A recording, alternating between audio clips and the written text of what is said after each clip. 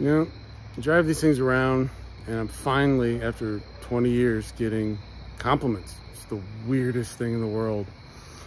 But everybody thinks, oh, it's just like that. Like I'm driving that. Like it's just, yeah, you know, it's shiny and it's whatever. But like, oh man, that's really cool. You should drive a 35-year-old car, man. That's awesome. It's so much better than new cars and all that, which it is.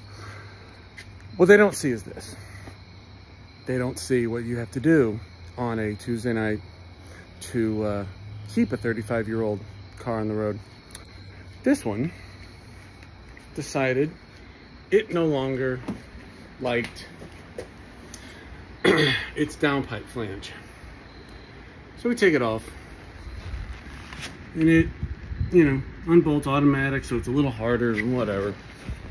But yeah, what they don't see is that.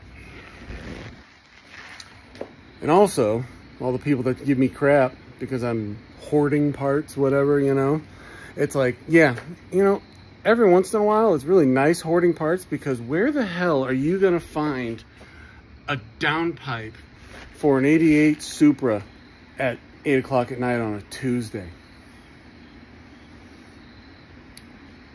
I have 4.